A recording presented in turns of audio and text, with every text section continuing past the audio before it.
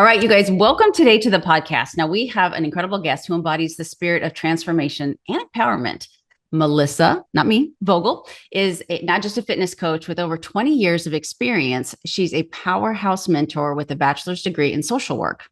What a great combination, bringing a unique blend to physical and emotional wellness to the table. As the host of the wildly successful Bomb Mom podcast, and I'm going to say this really quick. I don't mean to interrupt my own introduction, but my husband was asking me this morning during coffee. He's like, "Who are you interviewing today?" And I read this, and he says, "Let me see her." He goes, if she's calling herself the Bomb Mom podcast, I want to see what she looks like." My husband's very shallow. And so I pulled up your picture and he's like, oh, "Okay." Oh my God, that's fun. So anyway, the podcast boasts over 245 episodes and ranks in the top 1% on Listen Notes. Melissa inspires thousands with her insightful discussions on health and personal growth. But that's not all. She's a motivational speaker, a talented author with her Bomb Mom recipe book, and a busy mom of 3 daughters, juggling it all with grace and tenacity. Today, we'll dive into how mindset and weight loss are intertwined, and what a good time to do that right now with the new year coming, why prioritizing yourself is crucial, and how to model healthy behaviors for the next generation. That's huge. So get ready for an inspiring conversation that'll ignite your inner fire and help you embrace your journey towards wellness. So, Melissa, it's very nice to have you on the show. Thanks for having me on, Melissa. Well, we can't get our names wrong, or we can't forget each other's names by any Seriously. All right. So we're having a discussion that you're in Southern California. And are you near a beach? I'm like an hour away, which is cool because Okay. I'm like an hour from the mountains and really an hour from the beach. So I'm right in the middle. Oh, absolutely. Beautiful. That's, my husband has always wanted to sell the Texas home because he wants the Utah, mid California, Colorado mountains and water and all the things. And so it sounds like a beautiful place to be. But I would love to start, and I always do this because I would just like to get to know you as the person. How did you, you are where you are today. You're very successful. You're stunning. What got you here today? Everybody has their own story, and sometimes it's a traumatic story, sometimes it's a beautiful story, sometimes it's a combination of both. But to understand what the woman that we're listening to today, what she went through to become who she is today, the Reader's Digest version, if you could just share that a little, that would be great.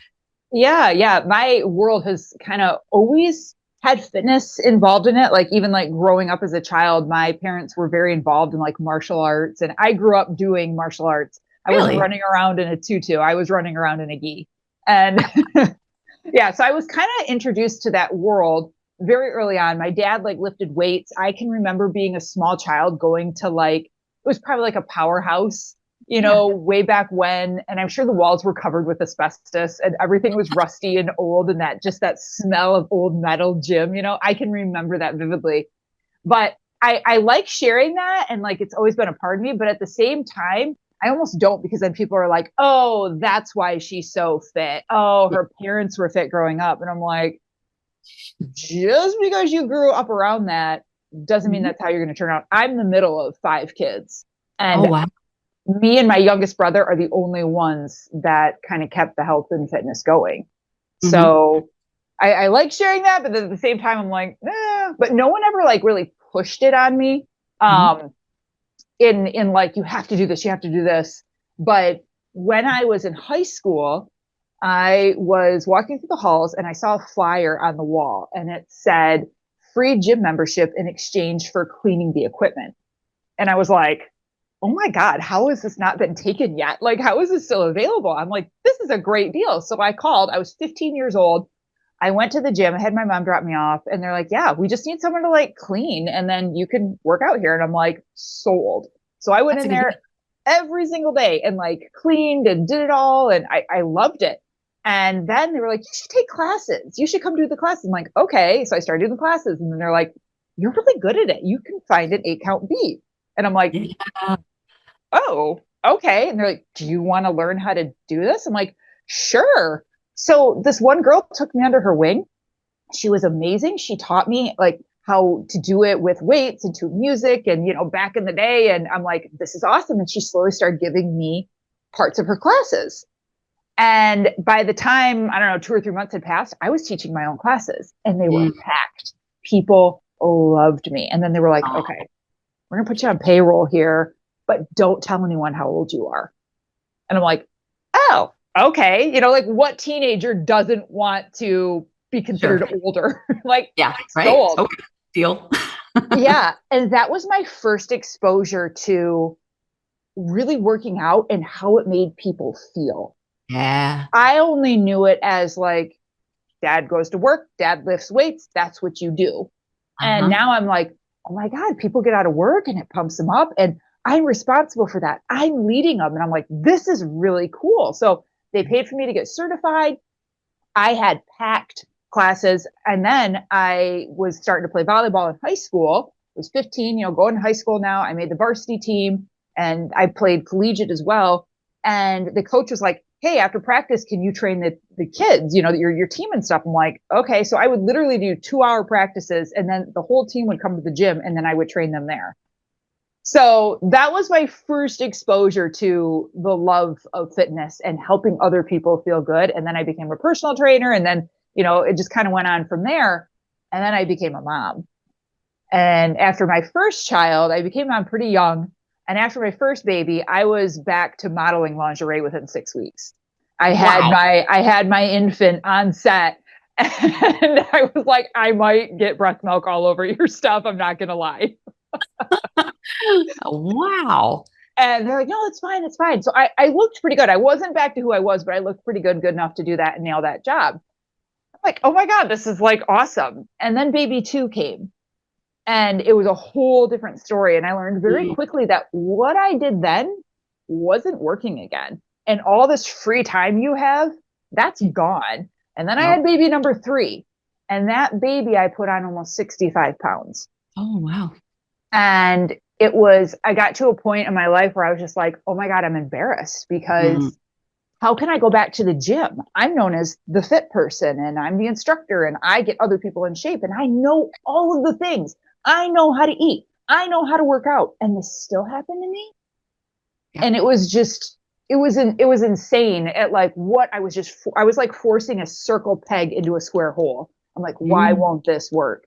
And I'll never forget it. My rock bottom moment that hit me was after that baby. She was probably like 7 months old, 8 months old, and I was still carrying this weight. And I'm like, that's it. I got to get this off. And I went into my basement because I was in Michigan. We had basements there. And I put in P90X. Oh, Not what you do after having a baby.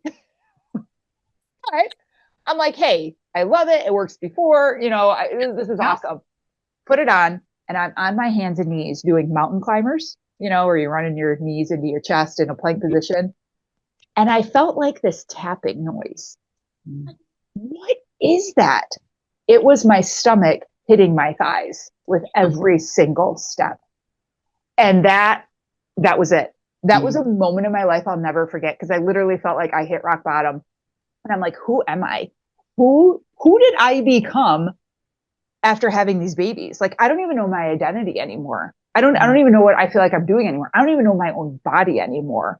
And then I was getting mad at my body for not performing how I felt like it should. yeah. And it was that moment that I was like, you have 2 choices. You can either accept this life and look like every other mom that you know and just be like, well, I've had babies. Or you can figure this out. And I'm like, I'm figuring this out. I refuse to be what I call a mom blob. I'm like, I'm not going to do it. And then I'm going to teach other women how to do it. I don't know how I'm going to do it yet, but I'm going to teach other women how to do it too. And that was the start. That's what shaped me, God, 13 years ago. Gosh, I have so many things to say. The first one is I actually worked with Tony Horton. We filmed together for P90X2. And a lot of my listeners probably don't know this. I went there and I filmed with him. He's a lovely, hilarious man for the Ab Ripper X2. And everything was done. I got paid. They were, putting the trailer up for the new P90X2. And they kept doing like quick of the different programs. And whenever anything was Ab Ripper, it was a long, dark-haired brunette. But I kept going, I wasn't wearing that. Anyway, they had to cut those of us that filmed Abercrombie 2, they had to cut it and hire models to do it real quick because the modifier, because Abercrombie is so hard. And the Yes. modifier that they got didn't have strong enough core to even do the modified version. And so Tony was having to go over to the modifier and constantly fix his form, enough so that when they watched the retake and tried to clip it together, they couldn't make a video out of it. So they had to hire, they're in California, so they hired fitness models and refilm, but they never told me. I was, Wow. I was like, you should have told me. Yeah. I'm my mom and all my friends. I'm an Abercrombie, X2, and so anyway, that in the fitness thing, girl, I went to college and I started taking fitness classes and I started teaching. Your story is a little different than mine, though. I couldn't find the 8 count at first, and I didn't know what it was. And I tried teaching, and people would leave my class in droves. And it was just what you said. I just had this fire in my belly that, oh my gosh, this is such a fun and rewarding way to inspire other women. I have to figure this out. And so I stuck with it and eventually had nice packed classes as well. But I wish all women could have that experience of how I never wanted to be, and I'm sure you're the same way. I never wanted to be in the front of the gym or the class because I wanted the attention, or to be in control, just because I knew how good it felt when you'd see the smile on a woman's face who got the move, the complicated move, or, I loved, I did that for 20 something years, and it was, I know, it's the best. It really is. Yeah. Yeah. And you talk about your family and you, one of 5 kids. My sister has struggled with her weight, and I've always been fit. But I listened to a podcast yesterday with, it was two gentlemen that actually was a great podcast because they had opposing views. But he talked about it's your consciousness that is like the driving force of whether or not you will be successful at handling your weight.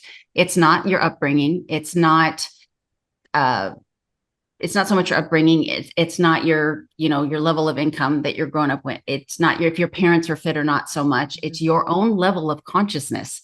Yes. That when you go to do something like you did when you went to do your workout and you had that moment, you were very conscious and aware of how you were feeling, what you wanted to change. And that's something I personally want to dive deeper into, because I'm like, if that's really the driving force of whether someone is successful or not in their weight loss journey, then I need to know more about how to help someone with that consciousness.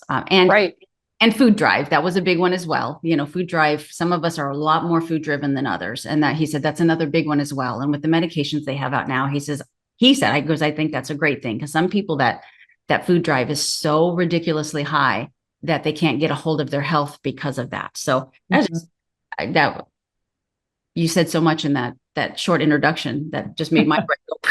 So, okay. Tell me how old your daughters are. My oldest just turned 19. I have a 15-year-old and I have a 13-year-old.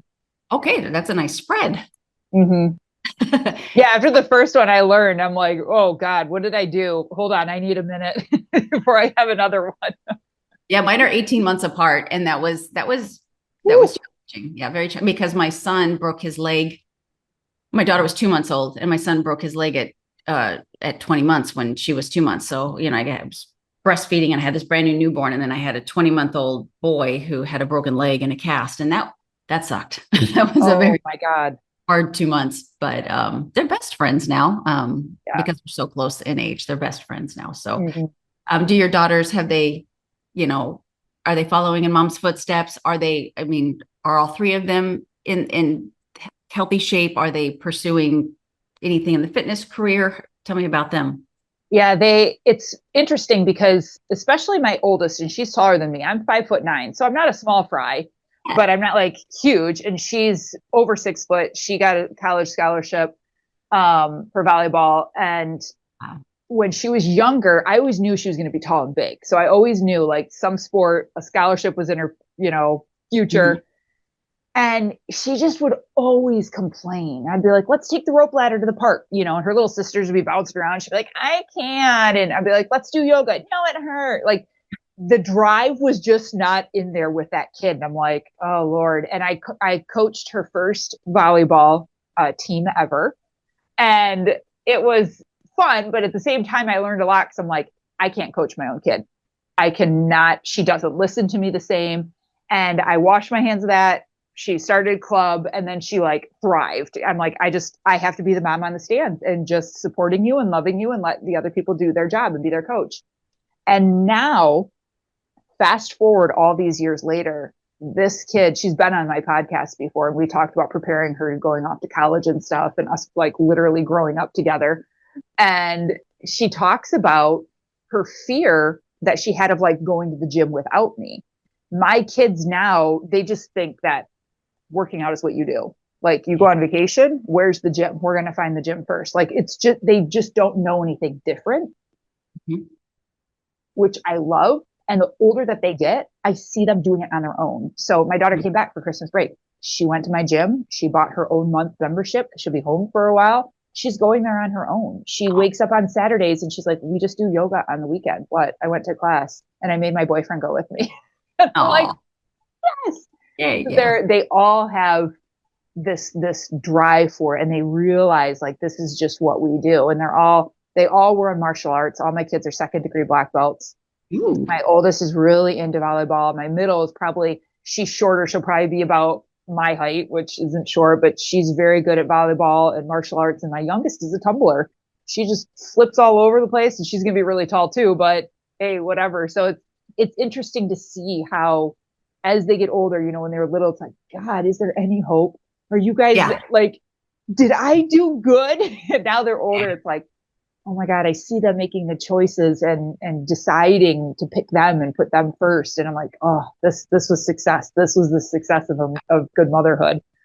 Yeah. Both my kids, my son, turning 30 in January, he would rather have his teeth pulled than to go to a gym and lift weights. I mean, he loves, motocross and mountain biking and stuff like that, but his weight fluctuates. Sometimes, I mean, it's like, because I don't see, him as often as I have him growing up.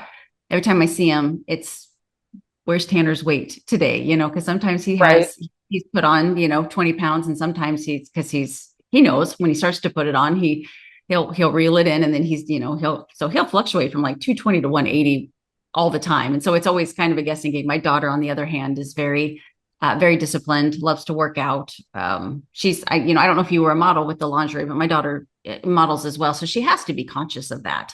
It is income, but she also really enjoys it. But she went through a bout of she was about 45 pounds heavier than she was. And I remember once having to sit down with her because she asked me my opinion. I would never say it without her asking me. Right. But, she's like, I can't get it off and I don't know why. And I'm like, well, I do. Right. You're like, well, I know, we work out together, and she hadn't found the love of exercise yet. And she would really, truly half-ass it. I mean, there was no effort whatsoever put in it. And I'm like, number one, if you're going to take the time to do it, I said, honey, go gangbusters, get your heart rate up, get a little sweat on, feel a little sore, if you're going to do it, do it. And then at the time she was vegan. I have nothing against veganism, but she wasn't doing it the right way at all. And so she was, very low in protein, very high in carbohydrates. Mm-hmm.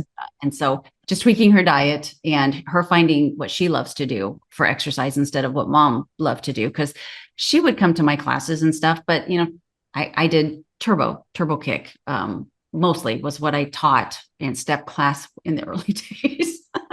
And that wasn't her thing. Yeah, it wasn't her. I pulled out a step. I did step like 6 months ago. I pulled out a YouTube video and I pulled out my step and I did it. I had so much fun. That's a really fun way to work out, I think. It is. So one of your strengths with working with your clients and helping women is the mind-body connection and them understanding that. You want to kind of touch on that and how you help women not just kind of like my daughter, not just go through the movements of, what they need to do to be the healthiest version of themselves, but how those two are really connected. Yeah. Yeah. And it's so sad because the longer I'm in this industry and the more I wake up and then, you have to keep your CEUs up and all that stuff and keep your certifications going. There's such little information on the mind-body connection. Mm-hmm. It's just not talked about at all. And even in the gym, like I've trained all the way from Michigan to California, literally across the country. And I watch people train other people in the gym and I try not to stare and I'm just like, man, you're missing so many key components. And I've seen you show up for 6 months now and they look exactly the same. Something is missing here. And that was one of the biggest things too, that I realized when I was personal training and I had my own gym and people would come and I'd train them and they'd leave. And then when they stopped with me, they stopped. Or if we had to cancel, they didn't still work out. Or if I had to, like whatever, it wasn't continuing on. And then they would come to me during the week and I started realizing like, okay, that's great. And I know I kicked their butt 4 times this week, whatever. And then they would go into their environment and have a really crappy weekend. And it was like Friday, Saturday, Sunday, they binged and drank and like just lost it. And they come back Monday and be like, oh, I didn't have a good weekend. And be like, okay, let's get going again. I'm like, what is going on here? What am I missing? And this is about 10 years ago. And this is while I was still trying to figure myself out. And as I was figuring myself out, I was like, okay, I have got to figure out what is my passion? Why am I even doing this? To just get back in a bikini by the summer?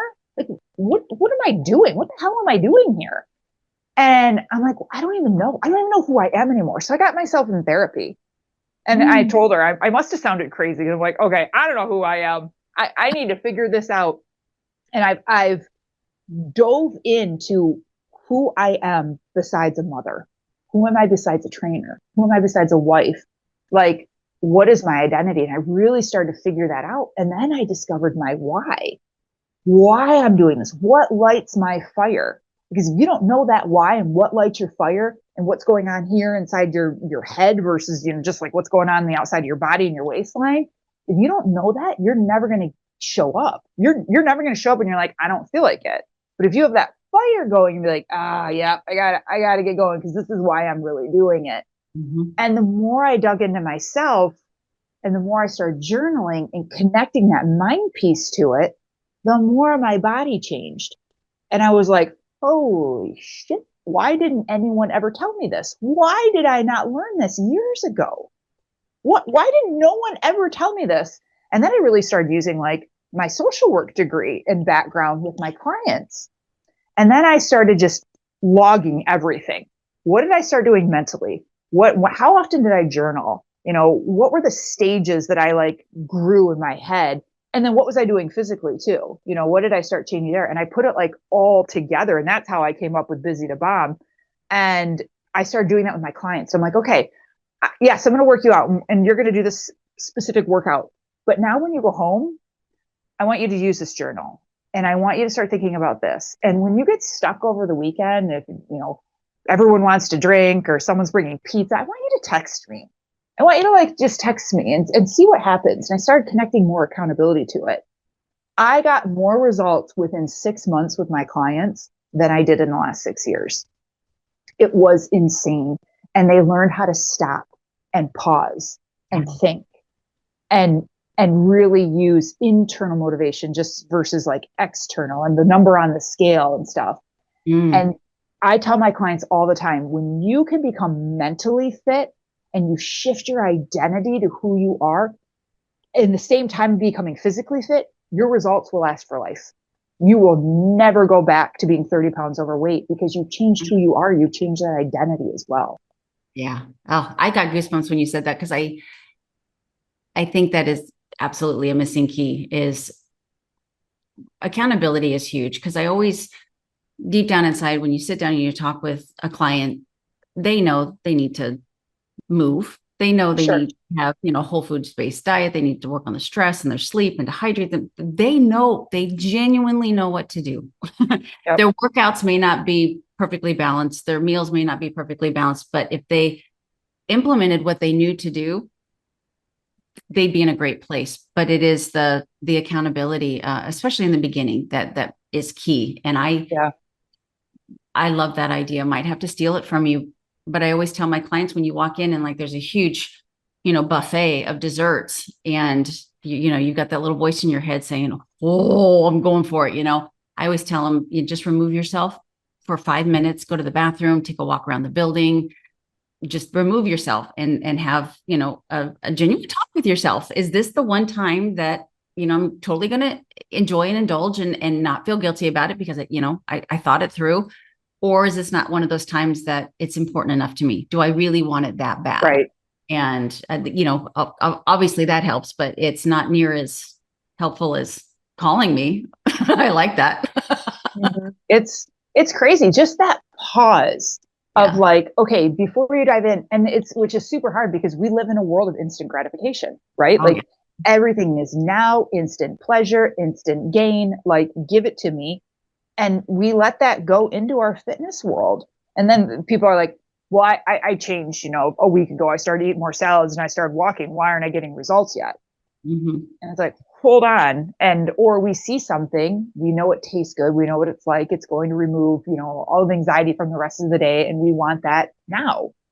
Yeah. And people don't pause and just think. And I swear to God, if you just give yourself a breath, it can be life changing and really diving into what are you doing this for? Well, why? And then why are you even on the path of creating change? Yeah. And a lot of times it is they're very extrinsically motivated versus intrinsically, like you said, where it's something on the outside. It's because of a date, or maybe they Yep. even, heaven forbid, they have a spouse that's on them for it, so they're doing it for their spouse or for any other reason except for themselves, and having a deep connection as to why they want this for themselves, and it has to go so much further and so much deeper. And I always tell my clients as well, on your phone, do you have maybe a quote or a picture of yourself when you felt your best, or something that, or your kids, that you want to be healthy for your kids or set the example for your kids. Let's not, I mean, right now I have a picture of my husband, he motivates me, but having those little things, getting away from the moment, messaging your trainer, having something on your phone that is always with you. Tricks of the trade. New Year's is coming. This will uh, post after New Year's, but New Year's is coming. And so you're going to a New Year's party. What can you do ahead of time to prepare yourself for, Mm-hmm. probably the excess food and alcohol? How can you prepare yourself for that? So for me, I always tell them I'm a beverage girl. I'm fine as long as I'm drinking something. And of course, I don't want to have, seven. I like Aperol spritz. I don't, and I've learned to love palomas now that I'm here in Mexico. Paloma. I'm not a margarita girl, but I'll drink a paloma. But I don't want seven of those, but I will come Yeah. with drinks in hand, because as long as I've got something that's got flavor and it's a drink, I'm good. So I prepare Right. myself that, or you can bring yourself a little, baggie of snacks that work for you. Do you have any suggestions on helping people, besides calling you, which now they'll probably, Melissa, I need to call you. How your clients help them prepare for weekends or moments of weakness that obviously, will come. And sometimes it's more often than you want it to. I mean, I know. you and I would both say you've got to live your life, you've got to enjoy things. But if you have a social life, a very high social life, or you have a job where you go out to lunch and dinner and happy hour, constantly with your clients, how do you navigate through that? Yeah. Well, you brought up such a good point about your phone and like what's on your phone. I mean, think of how many times we see that a day. When I'm working with my clients, I take them through like kind of like four pillars, if you would, like your why and knowing like your vision, who you want to become, then nutrition, then mindset, and then like the actual exercise and like physical working out stuff. And that mindset part, we really dive into what words are you speaking to yourself every single day? What are you saying out loud? What are you saying in here? What do you see all day long? Your phone. Well, what is on your phone? Is it your dog or your cat or like your kids? Okay, that's great. But what if you put a different message of what you're working towards on there that you actually see? What do you have? Do you have sticky notes on your mirrors? Like that is one of the biggest things I tell people. And I know people think affirmations are stupid or like they're silly. And now we hear people saying like how they're bad, like whatever. I'm a big sticky note girl or a dry erase marker on my mirror. And Yes, yes. just telling myself like I am open to, and then fill in the blank and writing it on there. That gives my brain something to see and look at like before the weekend hits, or if I'm going somewhere. I'm open to not drinking at all. I am Yeah. open to being different. I'm open to going to this party and being the black sheep while everyone else is plastered and I'm not. Yeah. I'm open to change, like whatever it is. So those visual things are really, really important, I think, to help keep you on track. Another thing that I've had several clients do, you know, those like little tiny books that you can get, they're like the size of your hand, if not smaller. You can get them on Amazon, like a 20 pack. I have them write down when we're going through their why. I have them write that down in the book of like, what's motivating you right now? And when you look at that and when you think about that, it should provoke emotion. If it doesn't, it's not powerful enough. Write that down. So then when you're in a situation or where you're driving in your car, or you're going to the gym, or you want to go through the drive through, pull that out and look at your handwriting of what you wrote. Right. What are you working towards right now? Mm-hmm. And again, I say handwriting, not a note on your phone, your handwriting in the book of what you're working towards. That Mm-hmm. alone, I've had clients tell me so many times, they're like, oh my God, I picked that up and I started crying and I turned my car right around and I went right back to the gym, or I didn't go through the drive through, or they made a change. It was their pause. The other biggest thing too, if like you're going somewhere, you have a party coming up or whatever, gum. I can't tell you how much gum can be helpful. And I know you're not supposed to chew and it produces the saliva and it can mess up with your digestive system and whatever, but I like pure gum. No plug there, but pure doesn't have the aspartame in it and all that stuff.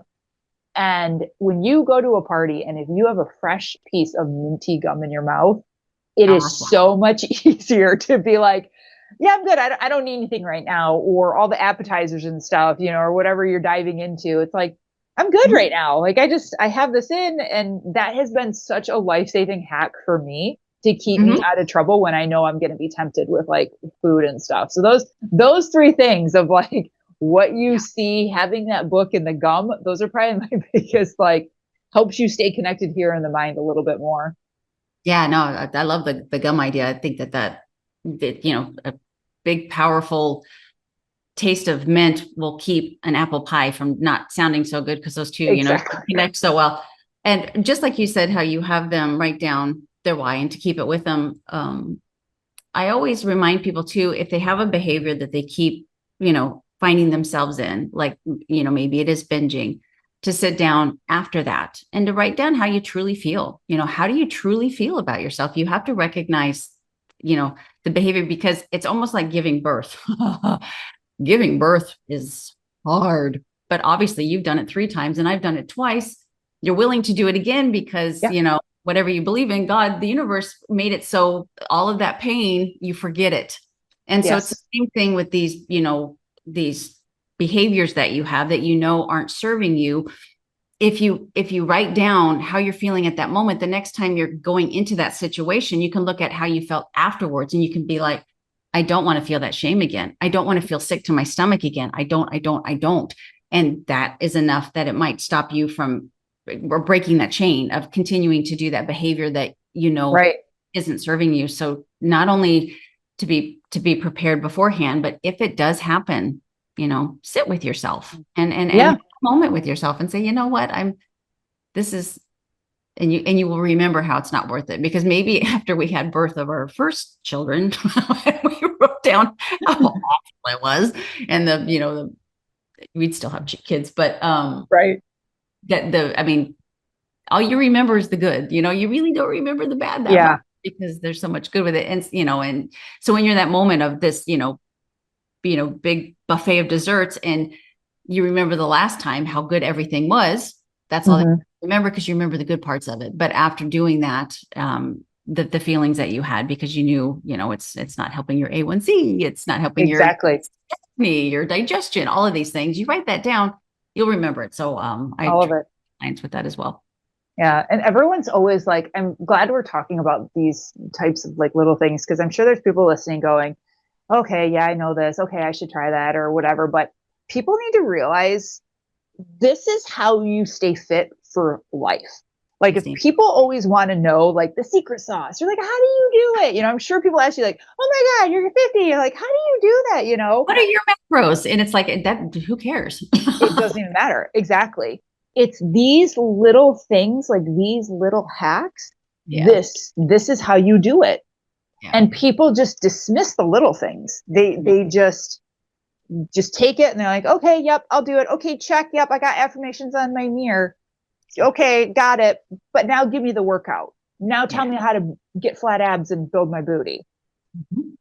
100%. And you mentioning the dry erase or the dry markers on the mirror, I love to set a goal for myself and put a calendar on the mirror because I am one of those crazy people that hates to break a chain.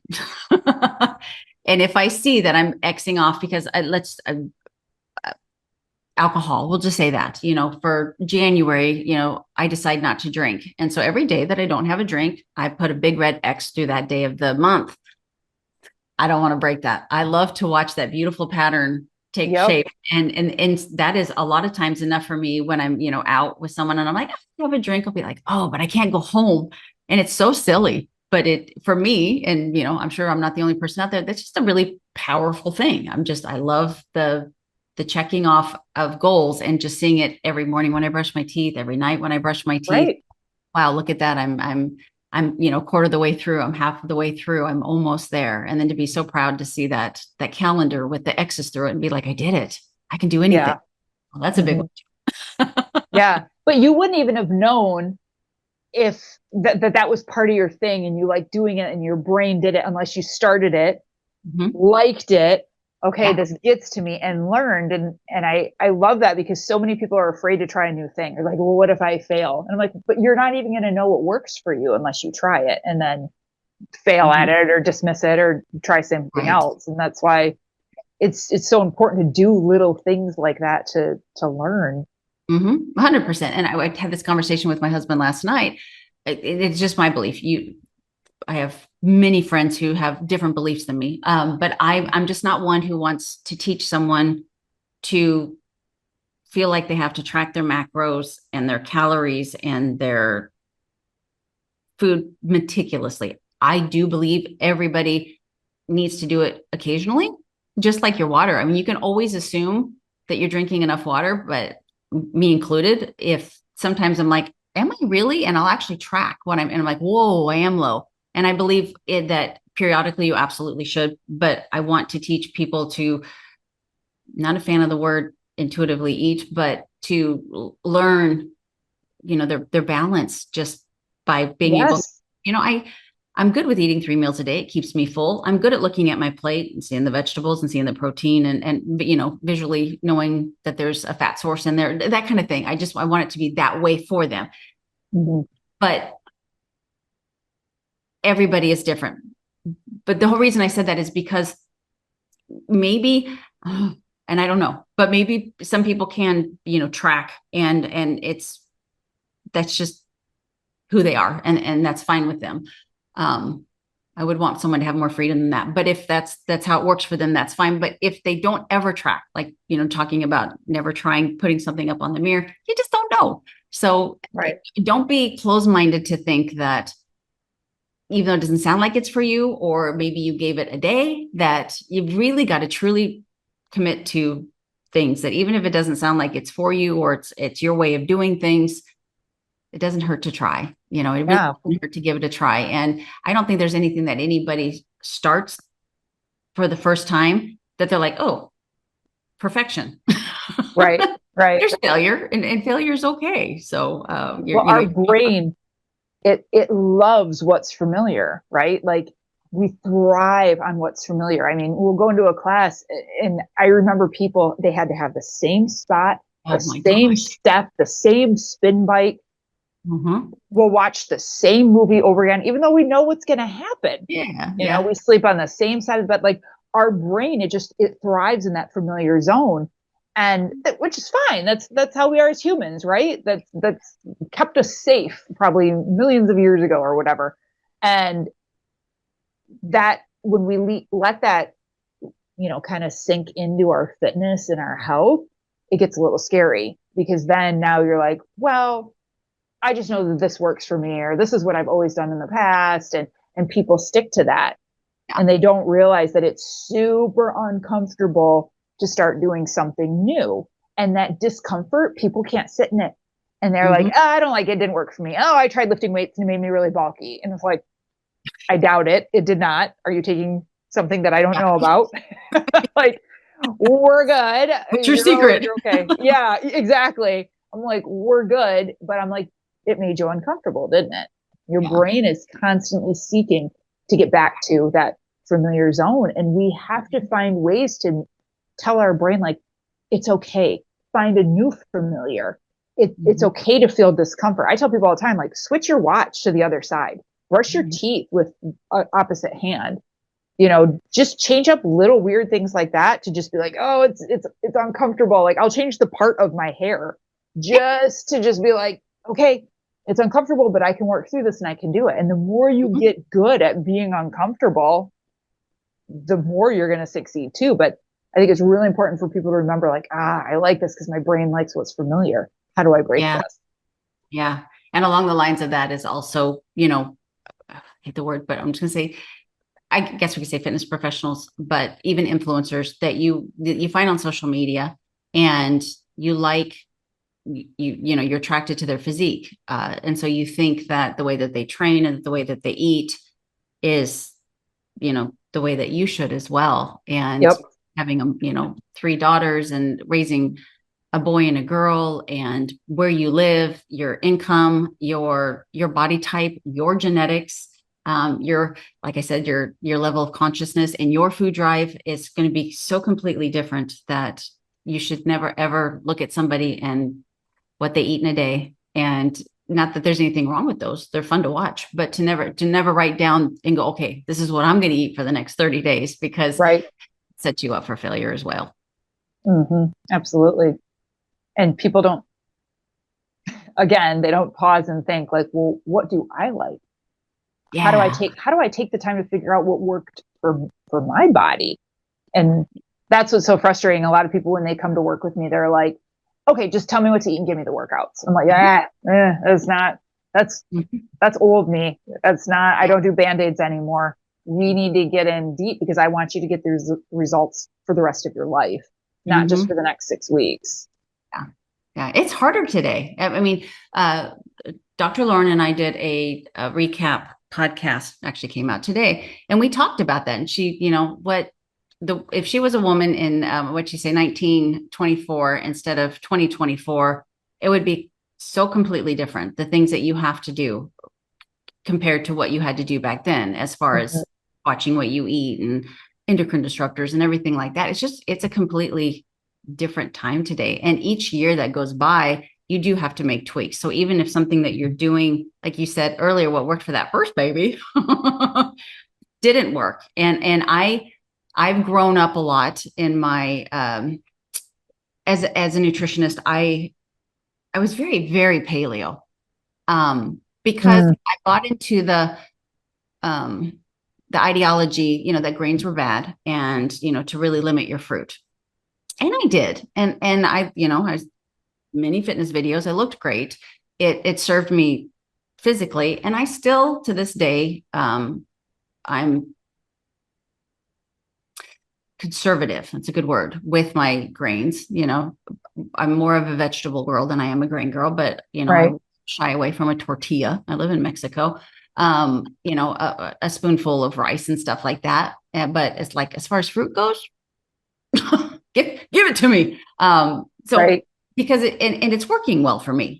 Back then what I was doing was working well. And maybe if I sticked with it, it might've worked well, but I was able to loosen the reins a little bit, and it still works well. So please don't think that you have to be so restrictive, and that's coming from someone who was pretty restrictive, that's what it takes to hit your goals.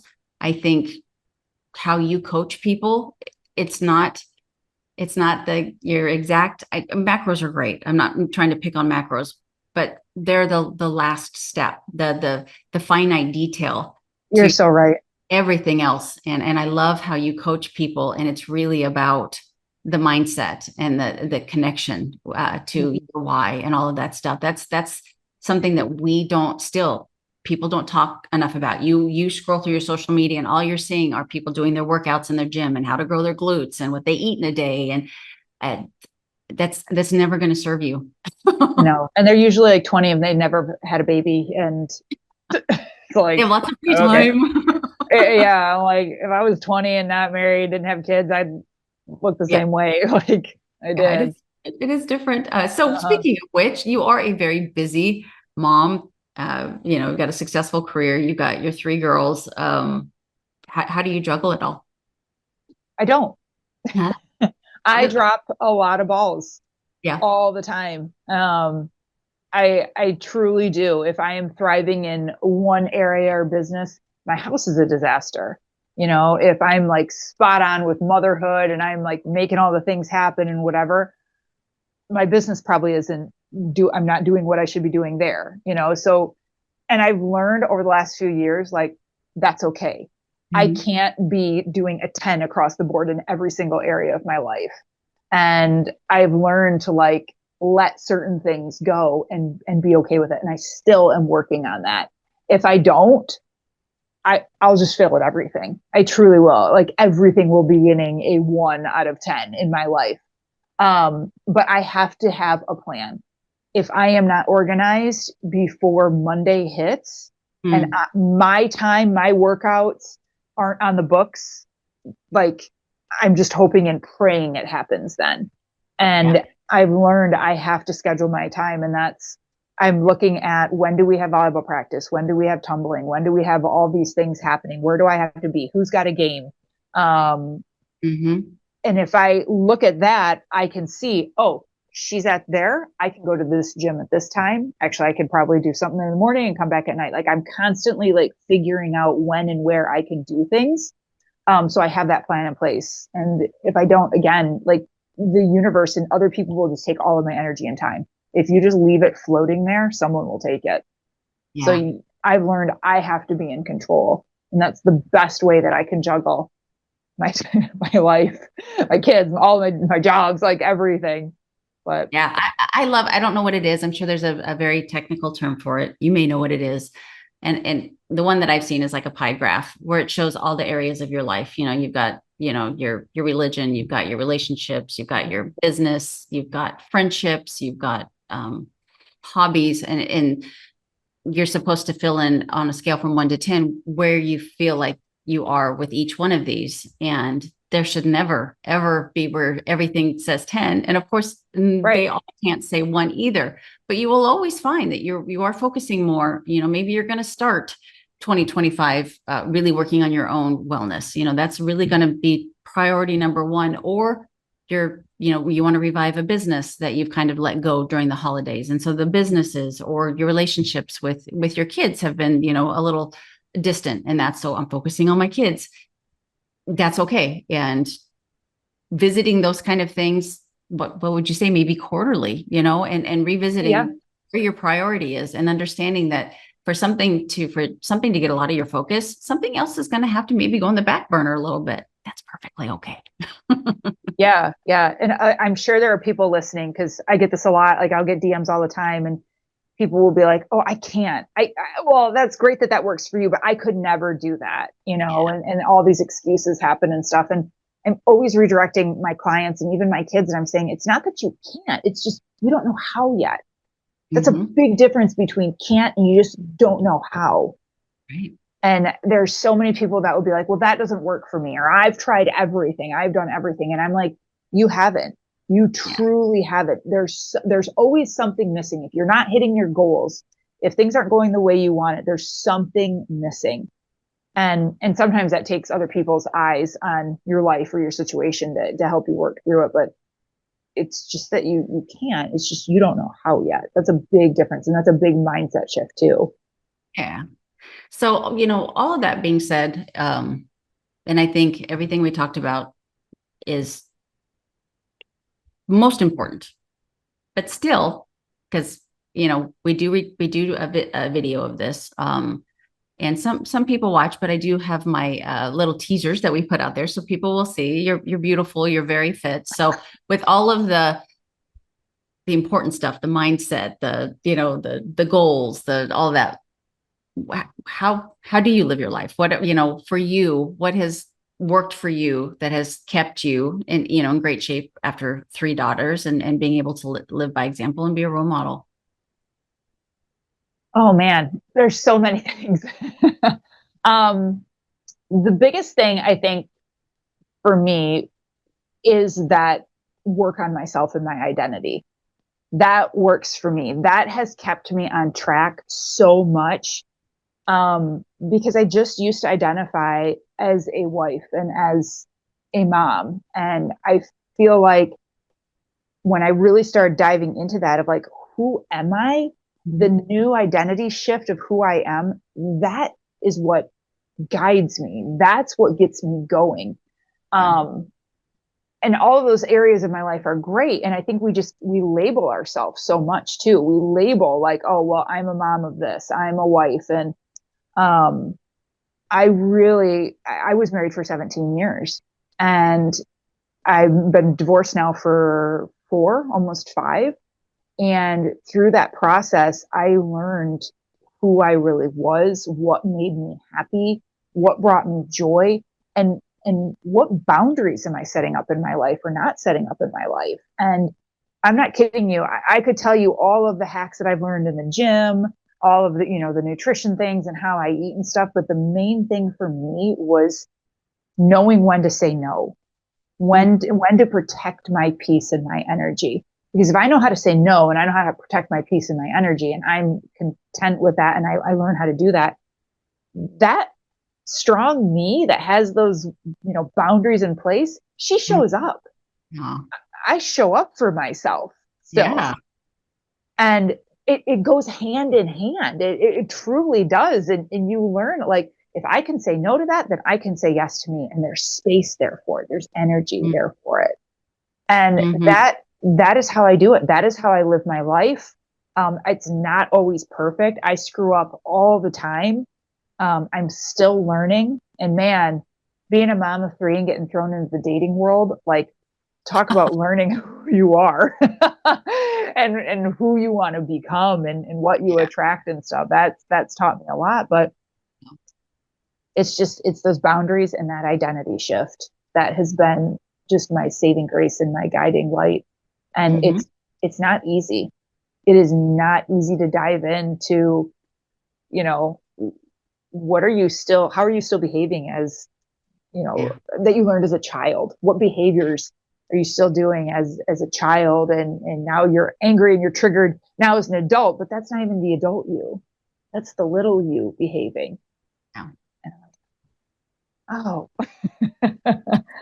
and it's transforming. It really pays off to do the work on the inside at the same time as you're doing the work on the outside. Yeah. Yeah. Therapy is a beautiful thing. It's a beautiful, Sure. and I think married couples should do, therapy. People should do therapy one-on-one. I think, to have your kids, especially your teenagers, to have the opportunity to talk to someone can be very powerful. So, with that being said, it's starting off the new year, really embracing that it's about learning who you are, the boundaries you have, which I think is so powerful, and trusting yourself to try new things and to get out of your comfort zone.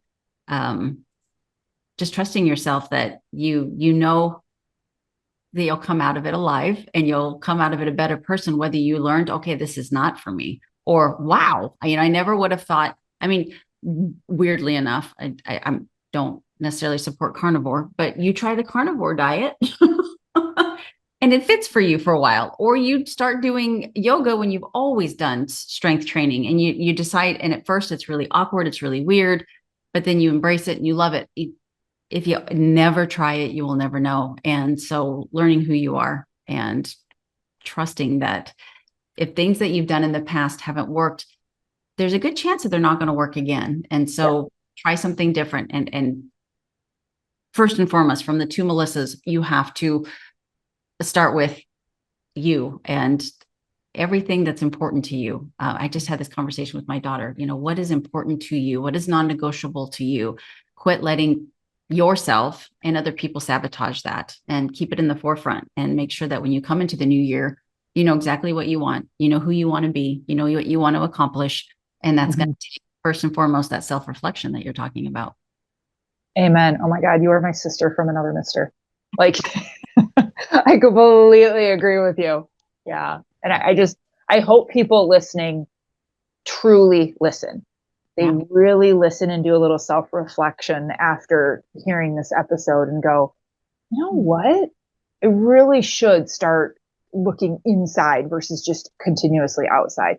Don't stop the outside. Don't get me wrong. Like I could talk a whole nother hour on weight training and walking and yoga and, I can give you all that, but like do the work inside first. And that's what's going to guide you. Mm-hmm. And it won't be such a battle either. I think if you can focus on the strength training, you can focus on the diet at the same time, and it won't be, because if you don't know what you're dealing with in here and you're denying it, what the exercise and the diet and all of that is so much harder than if you were to find that beautiful balance between getting in your head and also working on yourself externally. So Melissa, I just looked, I'm not kidding you. This podcast is 3 years old now. This is the fastest an hour has gone by for me. I looked over and I was like, it's been an hour. I've never. So yeah, we ever sit down and have coffee, we're going to have coffee. And then I'm gonna look over and be like, oh, it's time to have dinner. Right. I will come to Mexico and we'll make that happen. Okay. I really, really enjoyed talking with you, and I won't keep you more than an hour, but please share with people where they can learn from you. And if they're interested, I'm going to tell you real quick. I spoke with one of my followers on Instagram the other day, and I had someone on that is a coach. And she told me, she goes, I listened to your podcast and I loved, what she had to say. And she said, but then I got in touch with her and started working with her. And she goes, she's not my style, but I loved hearing that. She listened to the podcast and she was like, I'm going to reach out to this trainer and see if, she's a fit for me. And she gave it a good, honest try, but it wasn't a good fit. But, you and I think though, you and I would, if they didn't like me, I think they'll like you. She said she was very aggressive. And I don't see that in you being very aggressive. But I do love that my followers truly listen to these podcasts. And when I have, people like you, coaches and trainers and, therapists and, nutritionists and dietitians on, that they or doctors that they, they're like, okay, I want to reach out to this person. So that story is for the people that are like, okay, I like the way that she goes about this. I'd love to learn more about her. How do they do that? Yes. Well, you can follow me on Instagram. It's Melissa Vogel. I'm on there all the time. That's where I hang out, and it's really easy to DM me too. And then my website is melissavogelfitness.com. So, and that's Vogel. Vogel, correct.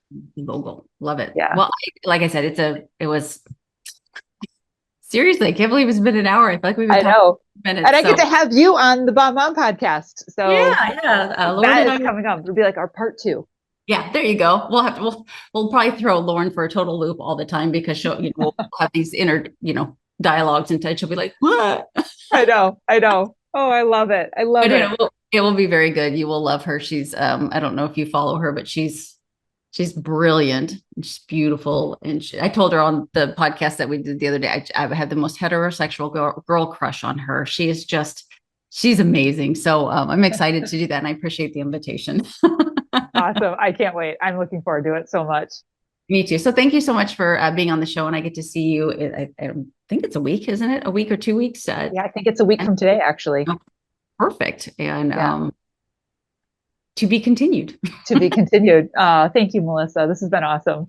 You're welcome. And for everybody, as always, I'm not going to change my tagline, even though I thought maybe for the new year I would, but I hope that it still resonates with you, that you wake up feeling prepared and you go to bed feeling proud. You guys have a great day.